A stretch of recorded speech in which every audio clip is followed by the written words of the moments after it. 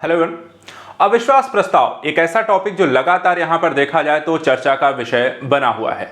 जिस तरीके से मानसून सत्र यहां पे संसद का प्रारंभ हुआ है, मानसून सत्र के प्रारंभ होने के पश्चात भारत में मणिपुर हिंसा को लेकर विपक्ष के द्वारा लगातार यहां पे सरकार के द्वारा चर्चा की मांग की जा रही थी, लेकिन सरकार के द्वारा इस पक्ष को यहां पर गंभीरता से न लेने की स्थिति पर यहां पर अविश्वास प्रस्ताव को लाए जाने की बात की जा रही है। तो आइए आज यहां पर हम समझते हैं क्या है ये अविश्वास प्रस्ताव, इसको लेकर क्या है संवैधानिक प्रावधान, लोकसभा के नियम और साथ ही साथ यहां पर अब तक कितनी बार इतिहास में अविश्वास प्रस्ताव लाया गया है, भारत में कितनी बार अविश्वास प्रस्ताव के माध्यम से सरकार का यहां पर गिरना हुआ है और इससे जुड़े हुए सभी पक्षों के बारे में देखा जाए कि परीक्षा के दृष्टिकोण से ऐसे विषय आपके लिए जरूरी हो सकते हैं, प्रारंभिक और मुख्य दोनों परीक्षाओं के लिए। तो आइए आज हम यहाँ पे समझते हैं क्या है अविश्वास प्रस्ताव, इसको लाने के यहाँ पर नियम और साथ ही साथ इतिहास में अब तक भारत में क्या रहे हैं अविश्वास प्रस्ताव से संबंधित फैक्ट। सबसे पहले यहाँ पे देखिए, जो चर्चा का विषय यहाँ पे बना है मणिपुर हिंसा को लेकर के, देख सकते हैं सरकार के खिलाफ विपक्षी दलों के द्वारा मिलकर के एक अविश्वास प्रस्ताव लाए जाने की बात की गई है और इसको प्रस्तुत करने के संदर्भ में कांग्रेस पार्टी के सदस्य रंजन गोगोई के द्वारा एक प्रस्ताव यहाँ पर संसद में रखा गया और जिसे फाइनली यहाँ पर मंजूरी मिल गई है संसद के यहाँ पर देखा लोकसभा के अध्यक्ष के माध्यम से और इस तरीके से फाइनली यहाँ पर ओम प्रकाश बिरला जी ने अविश्वास प्रस्ताव को स्वीकृति दे दी है, इस पर चर्चा के लिए इसको मंजूरी प्रदान कर दी है। तो अब यहाँ पे समझने वाली बात यह है कि देखिए जो सरकार फिलहाल गवर्नमेंट में है उसके पास बहुमत है। ऑलरेडी देखा जाए जो एनडीए है, जो कि एनडीए में अगर हम देखें भाजपा को अकेले अगर देखें तो उसके पास ही यहाँ पर 300 से ज़्यादा सीटें हैं, ठीक है, और वो बहुमत में है। तो ऐसी स्थिति में क्या अविश्वास प्रस्ताव लाया जा सकता है और अविश्वास प्रस्ताव को लाए जाने के पीछे के तर्क क्या होते हैं, ठीक है, किस स्थितियों में लाया जाता है और उसके पीछे का उद्देश्य क्या होता है, ये भी यहाँ पे समझने वाली बात हो गई, ठीक है। तो चलिए यहाँ पे समझते हैं। सबसे पहले देखिए अविश्वास प्रस्ताव होता क्या है, इस पक्ष को समझिएगा। देखिए छोटी चीजें हैं, आप पॉलिटिक्स इस टॉपिक को अच्छे से डिस्कस करते होंगे, पढ़ते होंगे, लेकिन यहाँ पे थोड़ा सा समझने वाली बात यह है कि जब लोकसभा में किसी विपक्षी पार्टी के द्वारा, ठीक है, किसी विपक्षी पार्टी के द्वारा सरकार के पास बहुमत नहीं है या सदन में सरकार विश्वास खो चुकी है, दो पक्षों पर ध्यान दीजिएगा, या तो उसके पास बहुमत नहीं है या फिर सदन में क्या कर चुकी है, विश्वास अपना खो चुकी है। ऐसी स्थिति में यहां पर अविश्वास प्रस्ताव लाया जाता है जिसे यहां पे नो कॉन्फिडेंस मोशन भी यहां पर हम कहते हैं। तो ये तो समझ में आता है, लेकिन वर्तमान सरकार की स्थिति से अलग है। सरकार बहुमत में है, 300 से ज्यादा सीटें एक अकेली पार्टी के पास है। तो क्या इस स्थिति में भी अविश्वास प्रस्ताव लाया जा सकता है? देखा जाए तो इसके संदर्भ में संविधान के अनुच्छेद 75 में प्रावधान किया गया है, ठीक है। आर्टिकल 75 में क्या कहा गया है कि केंद्रीय मंत्रिपरिषद जो है लोकसभा के प्रति यहां पर जवाबदेह है, अर्थात इस सदन में बहुमत हासिल होने पर ही मंत्रिपरिषद में बनी रह सकती है। अर्थात कि यहां पर देखा जाए अगर लोकसभा में मंत्रिपरिषद के द्वारा बहुमत खो दिया जाए तो वहां पर सरकार गिर जाएगी, चाहे उसके पास राज्यसभा में सीटें हों या ना हो। इसके खिलाफ यहां पर अविश्वास प्रस्ताव पारित होने पर प्रधानमंत्री सहित पूरे मंत्रिपरिषद को इस्तीफा देना पड़ेगा। तो यहां पर एक चीज और ध्यान रखना है, जो अविश्वास प्रस्ताव भी लाया जाएगा वो लोकसभा में लाया जाता है, राज्यसभा में नहीं लाया जाता, सिर्फ कहां लाया जाएगा, लोकसभा में लाया जाएगा। तो संवैधानिक स्थिति तो हमने देखी, लेकिन इसके साथ साथ यहां पर लोकतंत्र नियमावली यहां पर क्या कहती है। कार्य संचालन को लेकर देखा जाए लोकसभा की जो नियमावली बनाई गई है, लोकसभा नियमावली में देखा जाए नियम जो है 198, नियम 198 क्या कहता है ये यहां पर डिस्कस करेंगे, क्योंकि ये आपको जुड़ा हुआ है, नियम 198 जुड़ा हुआ है आपके लोकसभा नियमावली जिसे हम कहते हैं उसमें अविश्वास प्रस्ताव से। यहां पे कुछ प्रावधान किए गए हैं।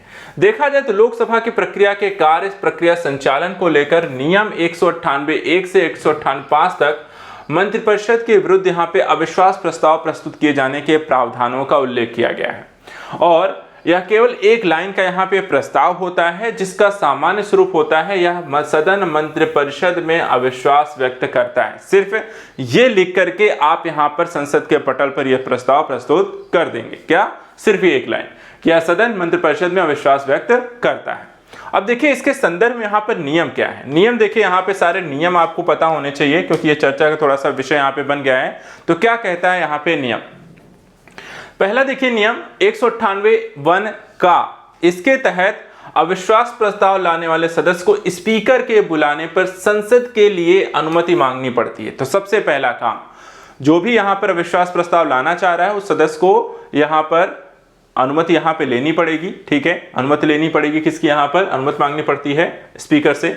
उसके बाद 198 खा के अंतर्गत सुबह 10 बजे तक इस प्रस्ताव की लिखित सूचना लोकसभा महासचिव को देनी पड़ती है और इस समय के पश्चात सूचना के अगले दिन मिली इसकी सूचना को माना जाता है।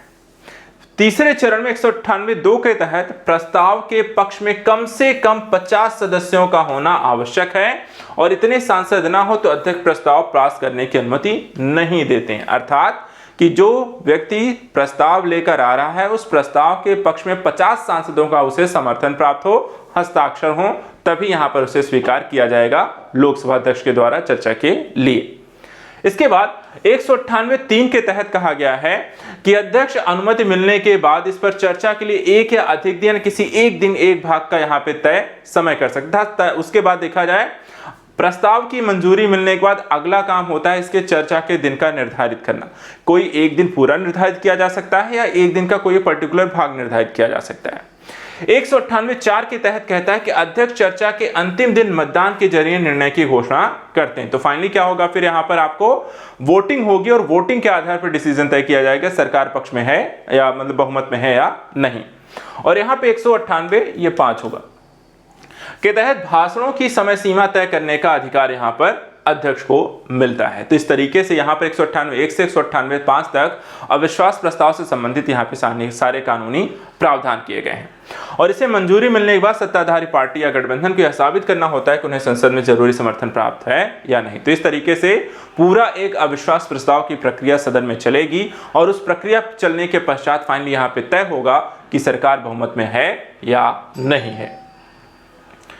इसके बाद अगर हम देखें तो क्या होता है यहाँ पे अविश्वास प्रस्ताव से कुछ पक्षों को, तो इसके बाद देखिए जो चर्चा का विषय बनता है आगे की प्रक्रिया इसमें होती क्या है, किस तरीके से। तो लोकसभा जो नियमावली है उसको हमने देखा, उसमें क्या क्या नियम है और उसके अंतर्गत क्या प्रावधान किए गए हैं। अब देखिए होगा क्या आगे चल के, फिर लोकसभा प्रस्ताव को मंजूरी के लिए जैसे 50 सांसदों का समर्थन जरूरी है। वोटिंग के लिए देखा जाए तो लोकसभा के सांसद ही यहाँ पर आपको पात्र होंगे, सिर्फ लोकसभा के सांसद पात्र होंगे। राज्यसभा के जो सदस्य होंगे इस प्रक्रिया में भाग नहीं ले सकते हैं। तो ये इस चीज को यहाँ पर जरूरी एक इंपॉर्टेंट फैक्ट है, स्टार है, इसको ध्यान रखिएगा। इसके अलावा किसी दल को लोकसभा स्पीकर को इसकी लिखित सूचना देनी होगी। इसके बाद स्पीकर उस दल के किसी एक सांसद को इसे पेश करने की यहाँ पे अनुमति देता है। अविश्वास प्रस्ताव को लोकसभा के अध्यक्ष द्वारा मंजूरी मिलती है। प्रस्ताव पेश करने के 10 दिनों के अंदर इस पर चर्चा होनी अनिवार्य है। बाद में स्पीकर अविश्वास प्रस्ताव के पक्ष में वोटिंग करा सकता है और कोई फैसला ले सकता है। साथ ही मतदान होने पर सरकार अपने सांसदों के लिए व्हिप जारी कर सकती है, जिसके बाद अपनी पार्टी लाइन से हटकर मतदान करने वाला सांसद अयोग्य माना जाएगा। इसके साथ साथ अविश्वास प्रस्ताव में सदन में मौजूद सदस्यों में आधे से ज्यादा यदि सरकार खिलाफ वोट दे दें तो सरकार गिर जाएगी। सीधा और सिंपल सा कॉन्सेप्ट है। बहुमत का मतलब है अगर 100 लोग वोट दे रहे हैं तो 51 सरकार के पक्ष में होने चाहिए, कम हो गए तो आपकी सरकार गिरेगी। अविश्वास प्रस्ताव को किसी कारण पर आधारित होने की कोई आवश्यकता नहीं है। जब सूचना में कारण उल्लिखित होते हैं तो उन्हें सभा में पढ़ा जाता है, तब भी वे अविश्वास प्रस्ताव का भाग नहीं बनते हैं। तो यहां पर एक चीज और है, तो अविश्वास प्रस्ताव लाने के पीछे कोई कारण नहीं देना होता है। आप सिर्फ ये कह सकते हैं, जैसे एक लाइन वहां पे लिखी हुई कि मंत्रिपरिषद में हमें अविश्वास है, दैट्स इट। यहाँ पर इससे ज्यादा कुछ करने की जरूरत नहीं है। और उसके साथ साथ यहाँ पर आपको स्पीकर की अनुमति लेनी पड़ेगी और 50 सांसदों का समर्थन यहाँ पे जरूरी है।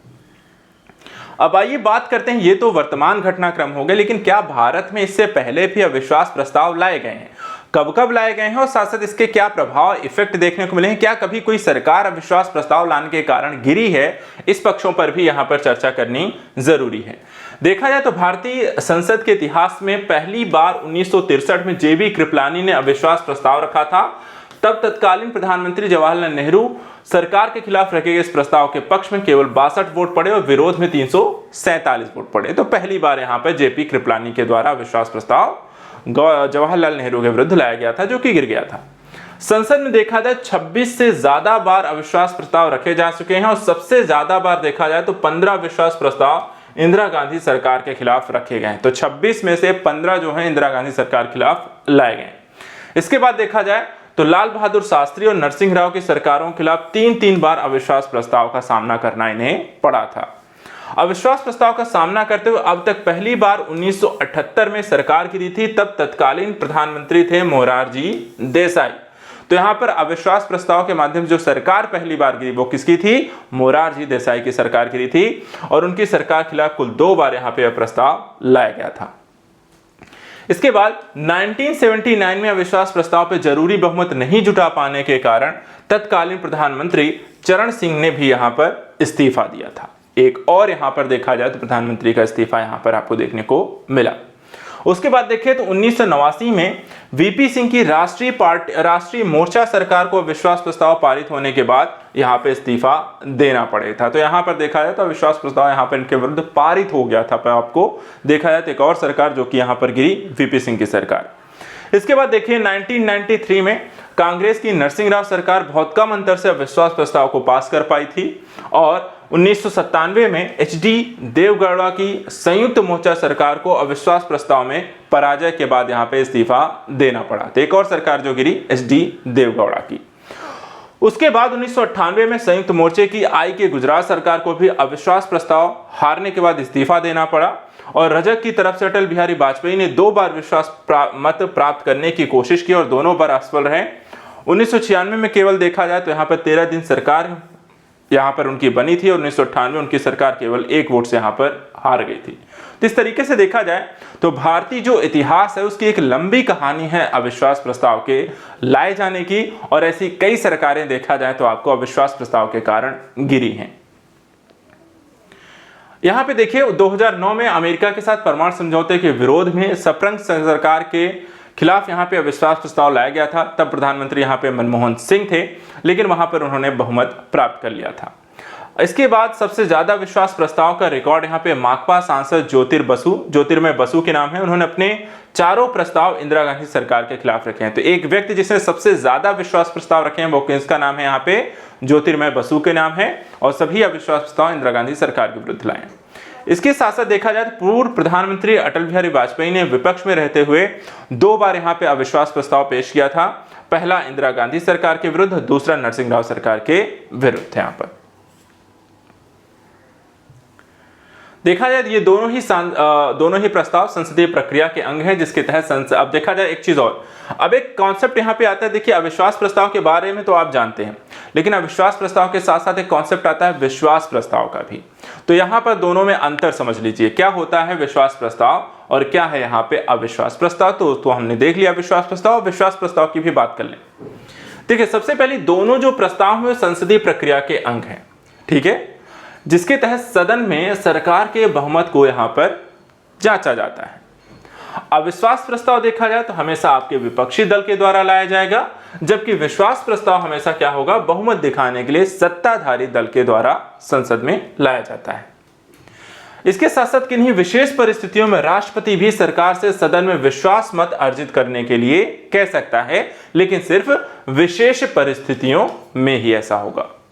इसके अलावा यदि सरकार विश्वास मत जीत जाती है तो 15 दिन बाद पुनः विपक्ष सरकार के खिलाफ अविश्वास प्रस्ताव ला सकती है। तो देखिए यहाँ पे कॉन्सेप्ट ही अलग है।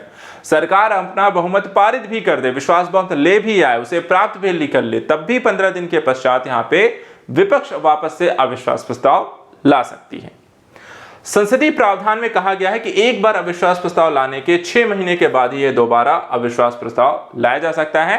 अर्थात जो अविश्वास प्रस्ताव अभी मानसून सत्र में लाया जा रहा है उसे वापस से हम देखें तो शीतकालीन सत्र में लाया जा सकता है।